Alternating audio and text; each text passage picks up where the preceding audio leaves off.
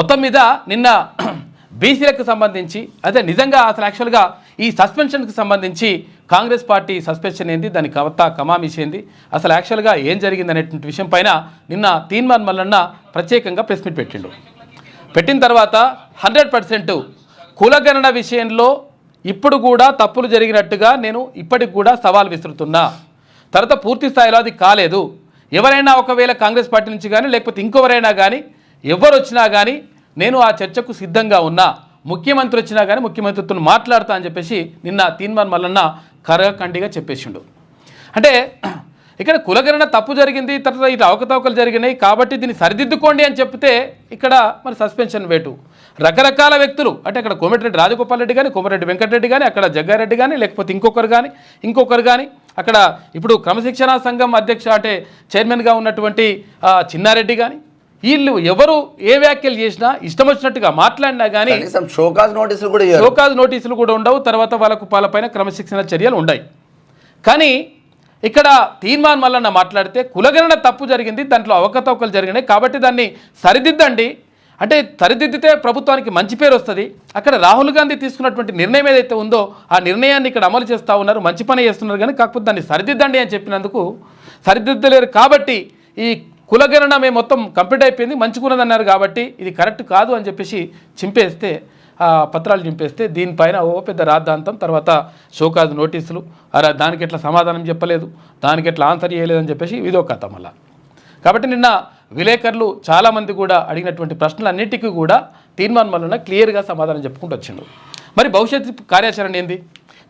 తెలుగుదేశం పార్టీలో ఏర్తాడా, లేకపోతే జనసేన పార్టీలో ఏర్తాడా, లేదంటే బీఎస్పీలో ఏర్తాడా, లేదంటే ప్రత్యేకంగా బీసీలకు సంబంధించిన ఒక పార్టీ పెడతాడా అనేది కూడా చర్చ జరుగుతూ ఉంది. మీరు ఏమంటారు అని చెప్పేసి అంటే నాకు ఇటువంటి ఎజెండా లేదు, ఇప్పటికైతే ఇలాగే కొనసాగుతా, 100% బీసీల పక్షాన పోరాటం చేస్తా, బీసీలందరినీ ఏకం చేసేటువంటి ప్రయత్నం చేస్తా, నా ముందున్నటువంటి పని ఇదే. ఎందుకంటే 75 సంవత్సరాలుగా బీసీలు మొత్తం కూడా వెనుకబాటుకు గురవుతూ ఉన్నారు, ఇంకా నష్టం జరుగుతూ ఉన్నది. తర్వాత వాళ్లకు రావాల్సినటువంటి వాటా దక్కడం లేదు కాబట్టి వాళ్ళు అన్యాయానికి గురవుతారు కాబట్టి వాళ్లకు భరోసానిచ్చేటువంటి ప్రయత్నం చేస్తా. నేను ఒక్కనే కాదు, ఇక్కడ ఇంటలెక్చువల్ ఫోరం కాదు, తర్వాత రాష్ట్రంలో ఉన్నటువంటి బీసీ సంఘాలన్నింటినీ కూడా కలుపుకొని ముందుకు వెళ్ళేటువంటి ప్రయత్నం చేస్తాం. 100% ఒక ప్రత్యేకమైనటువంటి కార్యాచరణ రూపొందించి బీసీల సాధికారత కోసం గ్రామాన వాడవాడల ఇదంతా కూడా కార్యక్రమాలు చేపడతామని చెప్పేసి నిన్న తీన్మార్ మల్లన్న స్పష్టం చేసిండు. ఇక మరోవైపు ఇక్కడ ఇంకొకటి ఏంటంటే ఈ కులగణనకు సంబంధించినటువంటి వివరాలు ప్రభుత్వం కరెక్టే అంటున్నది. మరి ప్రభుత్వం కరెక్టే అంటుంటే మీరు ఏమంటున్నారు? ఇంకా 3,54,000 మంది ఇంకా కుటుంబాలు కులగణనలో పాల్గొనలేదంటున్నారు. మరి కులగణనలో పాల్గొనకపోతే ఆ పాల్గొనని కుటుంబాల సంఖ్య, తర్వాత ఎవరు మనుషులు ఎవరో, మీ పేర్లు ఎవరో అన్నీ కూడా తెలుసు కదా. అంటే 3,54,000 కుటుంబాలు ఉన్నాయని చెప్పేసి మీరు ప్రభుత్వమే అంటుంది కాబట్టి ప్రభుత్వం దగ్గర లెక్కలు ఉన్నట్టు లెక్క. మరి లెక్కలు ఉన్నప్పుడు అక్కడ ఎన్యూమరేటర్లు పంపించవచ్చు కదా. తర్వాత వాళ్ళకి సంబంధించినటువంటి వివరాలు ఇక్కడ పబ్లిక్ డొమైన్లో పెట్టవచ్చు కదా. ఎందుకంటే గ్రామాన ఏ గ్రామానికి ఆ గ్రామం, ఏ వార్డుకి ఆ వార్డు, అక్కడ ఒక బోర్డు పెట్టేసి అక్కడ కులగణన వివరాలు ఈ సంబంధించి ఈ ఆయన పలానా వ్యక్తి పలానా కులం, పలానా వ్యక్తి పలానా సామాజిక వర్గం ఇట్లా అని చెప్పేసి బోర్డు పెట్టవచ్చు కదా. అది కాకుండా తర్వాత ఇంకొకటి అంటే పబ్లిక్ డొమైన్లో పెట్టవచ్చు.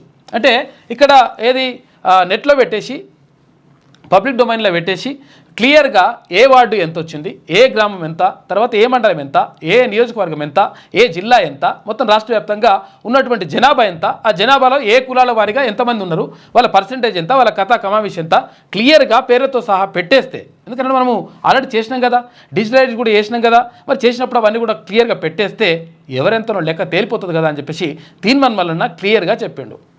కాకపోతే అంటే రాష్ట్ర ప్రభుత్వం నుంచి మరి స్పందన రావట్లేదు కాబట్టి 100% బీసీల కోసం 2028లో 100% బీసీనే ముఖ్యమంత్రి అవుతారని చెప్పేసి అంటే కొంతమంది అడిగారు మరి బీసీ ముఖ్యమంత్రి ఎవరైతారు అని చెప్పేసి అది ప్రజలు నిర్ణయిస్తారు.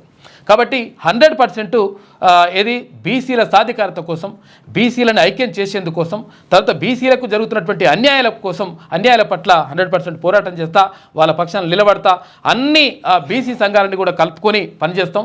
తర్వాత మేధావులు ఉన్నాయి, తర్వాత ఇక్కడ ఇంటలెక్చువల్ మేధావులతో పాటు ఇక్కడ ఇంటలెక్చువల్ ఫోరం అంటే ఇక్కడ ఐఏఎస్ ఐపీఎస్ ఆఫీసర్లు కానీ, తర్వాత ఇంకా ఉన్నటువంటి ప్రొఫెసర్లు కానీ, అంటే విద్యార్థులు కానీ వీళ్ళందరితో చర్చించి 100% కార్యాచరణ రూపొందిస్తామని చెప్పేసి నిన్న తీన్మార్ మల్లన్న క్లియర్ కట్గా ప్రకటించిండు. అయితే ఇది ఇట్లా ఉంటే ఇక నిన్న ఎమ్మెల్సీ ఎన్నికలకు తెలంగాణలో మొత్తం మీద బీజేపీ బాగా వేసిందని చెప్పుకోవచ్చు. 4 ఎంపీలు 7 ఎమ్మెల్యేలు ఉన్న ఉత్తర తెలంగాణలో రెండో ఎమ్మెల్సీగా కూడా భారతీయ జనతా పార్టీ నిన్న చిన్నమల్ అంజిరెడ్డి అంటే పట్టభద్రుల ఎమ్మెల్సీ 3 రోజులు జరిగిన కౌంటింగ్లో నిన్న ఆల్మోస్ట్ ఆల్ రాత్రి అయింది. మేము అక్కడి నుంచి రావడమే ఆల్మోస్ట్ ఆల్ 10:30 11కి ఏమో స్టార్ట్ అయినా. అప్పటికి కేంద్ర హోంశాఖ సహాయ మంత్రి బండి సంజయ్ ఆధ్వర్యంలో జబర్దస్త్గా ముందుకు వెళ్ళిందని చెప్పుకోవచ్చు. ఇక ప్రతి రౌండ్లో అంటే 11 రౌండ్లు ఉంటాయి. మొదటి ప్రాధాన్యత ఓట్లో ప్రతి రౌండ్లో అంజిరెడ్డి తన ఆధిపత్యాన్ని మాత్రం చూపించిందని చెప్పుకోవచ్చు. కంప్లీట్గా 77,000 పైచీలకు వచ్చిన ఓట్లు మళ్ళీ ఇక్కడ 3వ స్థానంలో ఉన్న ప్రసన్న హరికృష్ణ కలిపితే దాదాపు 96,000 పైచీలకు ఉన్న ఓట్లతో తనే విన్నర్గా మొత్తం మీద రిటర్నింగ్ ఆఫీసర్ మాత్రం ఎన్నుకున్నది. ఇక దానికి సంబరాలు, కాషాయ కార్యకర్తల సంబరాలు అంతా ఇంత కాదు. నిజంగా అంజిరెడ్డి వ్యక్తిగతంగా చాలా మంచోడని చాలా సందర్భాలలో చెప్పినాం. ఆర్సీపురంలో ఉంటారు, పటాన్చెరువు నియోజకవర్గం ఇక్కడ పక్కనే. అంటే గతంలో ఎమ్మెల్యే కూడా పోటీ చేసి గతంలో ఎంపీ సీటు వచ్చి చేతుల దాకా వచ్చి వెళ్ళిపోయింది, మెదక్ ఎంపీ సీటు. వాళ్ళ సతీమణి కార్పొరేటర్గా భారతీనగర్ కార్పొరేటర్గా పోటీ చేసి గెలిచినంత పనిచేసి లాస్ట్లో ఓడిపోయింది సింధు ఆదర్శ్ రెడ్డి పైన. సరే ఏది ఏమైనప్పటికీ ఒక జాయింట్ ఫ్యామిలీ అన్నదమ్ములందరూ కలిసి ఒకే ఇంట్లో ఉండడం చాలా శుభసూచకం. నిన్న వాళ్ళ పిల్లలందరినీ చూస్తే చాలా ముచ్చటేసింది. చిన్న ప్రౌడ్ లేకుండా అంజిరెడ్డి కుటుంబం ఇప్పటికీ పోయింది. సరే అగ్రకులం కావచ్చు, ఇంకో కులం కావచ్చు, కానీ చాలా వరకు చాలా మంచి వాళ్ళు కూడా ఉంటారు. రెడ్డిలో మంచి వాళ్ళు ఉండడానికి ఈ అంజిరెడ్డి ఒక సింపుల్ ఎగ్జాంపుల్ అని చెప్పుకోవచ్చు. నిన్న జబర్దస్త్గా సాగింది. అసలు ప్రసన్న హరికృష్ణ 100% అంటే అసలు యాక్చువల్గా ఎలాంటి క్యాడర్ లేదు. తర్వాత అక్కడ బీఎస్పీకి సంబంధించినటువంటి క్యాడర్ కూడా పెద్దగా లేదు. అంటే మనం వాస్తవాలు క్యాడర్ లేదు, ఏ కాన్స్టిట్యూన్సీలో క్యాడర్ లేదు. ఉమ్మడి 4 జిల్లాలలో 60,000 ఓట్లు సాధించిందంటే ఒక బీసీ బిడ్డ తన సత్తా ఏదో చూపించింది. 61,000 ఓట్లు సాధించినటువంటి అక్కడ ప్రసన్న హరికృష్ణకి ఎలాంటి బ్యాక్గ్రౌండ్ లేదు. తర్వాత నిజంగా ఒకవేళ డబ్బుల పంపిణీ ఏమైనా చేసిండా అంటే అటువంటి పరిస్థితి లేదు. తర్వాత కేవలం ఏంటంటే బీసీ నినాదం పనిచేసింది ఒకవైపు.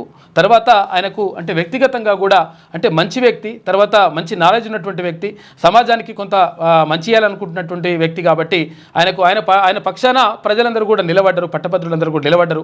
కాకపోతే ఏంటంటే యాక్చువల్గా 28,000 ఓట్లు ఒకవేళ చెల్లుబాటు అయితే మరి ఒకవేళ 28,000 ఓట్లలో కొంతవరకు మరి ఎక్కువ ఒకవేళ ప్రసన్న హరికృష్ణ కనుక వచ్చి ఉంటే 100% ప్రసన్న హరికృష్ణ ముందుండేవాడు అనేటువంటి చర్చ కూడా జరుగుతూ ఉంది.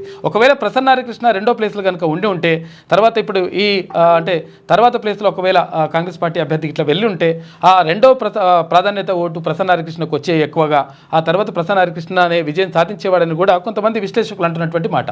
మొత్తం మీద బీసీ నినాదం, తర్వాత అక్కడ ప్రసన్న హరికృష్ణకు ఉన్నటువంటి ప్రత్యేకమైనటువంటి ఇమేజ్, ఇదంతా కూడా కలిసి వచ్చినటువంటి అంశంగా మనం చెప్పుకోవచ్చు.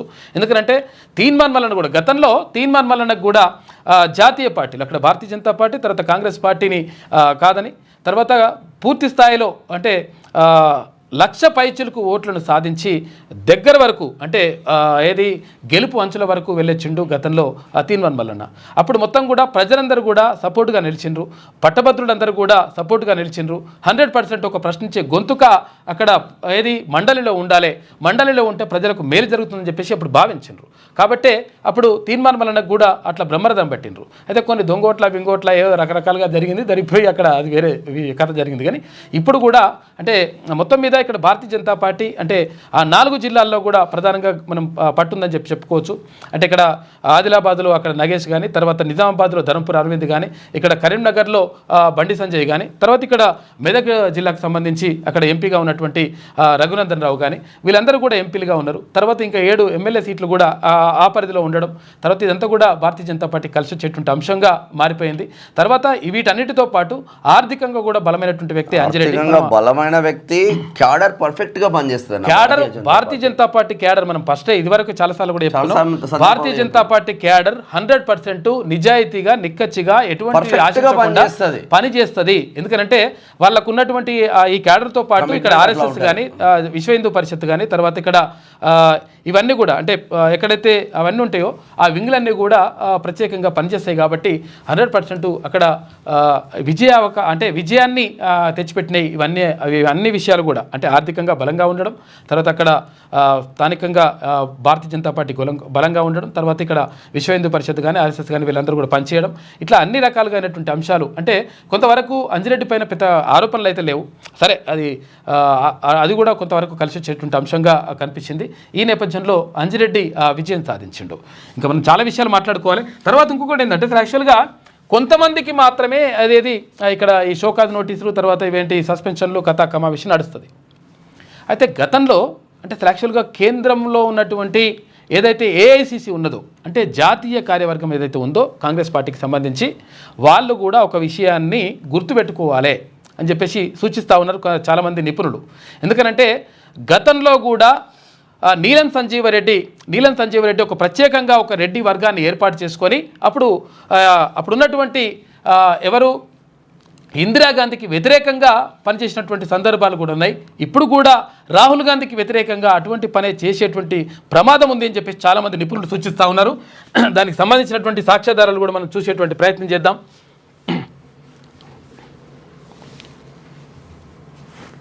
ఏమై రాలేదు, ఓకే రైట్. ఒక్కసారి మనం చూద్దాం. ఇది హిందుస్థాన్ టైమ్స్ పత్రిక, ఇది క్లోజ్ చేయండి. హిందుస్థాన్ టైమ్స్ పత్రికకు సంబంధించి ఇది 1969లో జరిగింది డే అని చెప్పేసి. November 13th 1969 CWC ఎక్స్పెల్స్. ఓకే, ఏంది ఇది? ఏమైంది భరత్, లేటరా? ఇదేంది కథ? ఏందో ఇదంతా ఆగమాగా ఉన్నది కథ. ఏంటంటే ఇవి ఉంటాయి కదా, ఇవి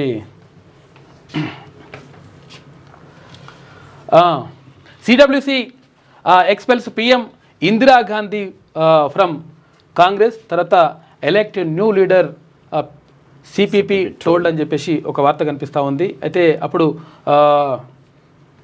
ఇక్కడ అంటే ఆంధ్రప్రదేశ్లో అప్పుడు ఎవరు నీలం సంజీవ రెడ్డి వర్గం తర్వాత ఇందిరాగాంధీనే మొత్తం కూడా వ్యతిరేకించినటువంటి పరిస్థితి కనిపించింది.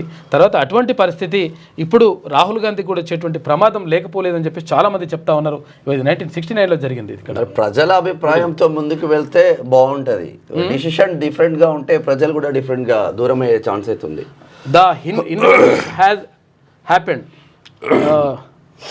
The simmering crisis in the Congress party today అంటే November 12th explained into an open trial of strength between the two